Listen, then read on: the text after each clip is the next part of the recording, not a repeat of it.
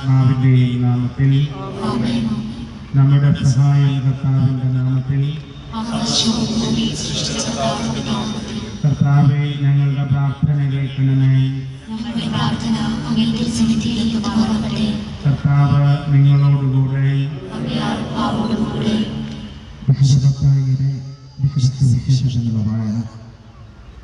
യേശു കെസറിയാപുരി പ്രദേശത്തെത്തിയപ്പോൾ ശിഷ്യന്മാരോട് ചോദിച്ചു, മനുഷ്യപുത്രൻ ആരാണെന്നാണ് ജനങ്ങൾ പറയുന്നത്?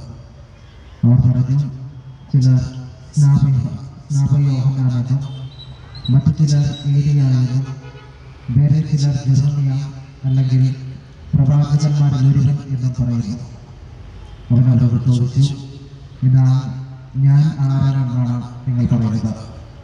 ശിമയോൻ പത്രോസ് പറഞ്ഞു, നീ ജീവനുള്ള ദൈവത്തിൻ്റെ പുത്രനായ ക്രിസ്തുവാണ്. യേശു അവനോട് അരുളി ചെയ്തു, യോനായുടെ പുത്രനായ ശിമയോനെ, നീ ഭാഗ്യവാൻ. മാംസരക്തങ്ങളല്ല, സ്വർഗ്ഗസ്ഥനായ എൻ്റെ പിതാവാണ് നിനക്ക് ഇത് വെളിപ്പെടുത്തി തന്നത്. ഞാൻ നിന്നോട് പറയുന്നു, നീ പത്രോസാണ്. ഈ പാറമേൽ എൻ്റെ സഭ ഞാൻ സ്ഥാപിക്കും. നരക കവാടങ്ങൾ അതിനെതിരെ പ്രബലപ്പെടുകയില്ല. സ്വർഗരാജ്യത്തിന്റെ താക്കോലുകൾ നിനക്ക് ഞാൻ തരും.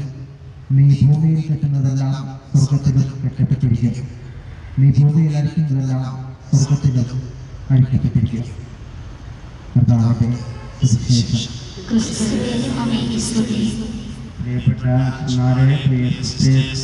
പ്രിയമാരെ, സ്നേഹമുള്ള സഹോദരി സഹോദരന്മാരെ, നമ്മൾ ഇന്ന് ഈ തിരുനാൾ പതാക ഉയർത്തി ഈ മഹാവിശുദ്ധരായ പത്രോസിൻ്റെയും പൗലോസിൻ്റെയും പ്രത്യേക മാധ്യസ്ഥം വഴി നമ്മെയും നമ്മുടെ നാടിനെയും പ്രത്യേകിച്ച് വള്ളങ്ങളിലെ എല്ലാ തൊഴിലാളികളെയും അനുഗ്രഹിക്കണമേ എന്ന് പ്രാർത്ഥിക്കുകയാണ്.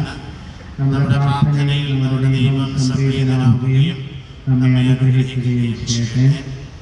ഞങ്ങളുടെ കർത്താവും പരിപാലകനുമായ ദൈവമേ, അങ്ങയുടെ മഹത്വത്തിനും ഞങ്ങളുടെ വിശുദ്ധീകരണത്തിനുമായി വിശ്വാസത്തോടും ഭക്തിയോടുകൂടെ ഞങ്ങൾ ആഘോഷിക്കുന്ന വിശുദ്ധ പത്രോസിന്റെയും വിശുദ്ധ പൗലോസിന്റെയും തിരുനാൾ ആരംഭിക്കുവാൻ ഞങ്ങൾ ഉയർത്തുന്ന ഈ പതാകയോടൊപ്പം ഞങ്ങളുടെ പ്രാർത്ഥനകൾ അങ്ങേ തിരുസന്നിധിയിലേക്ക് സ്വീകരിക്കണമേ എന്ന് അങ്ങയോട് ഞങ്ങൾ പ്രാർത്ഥിക്കുന്നു.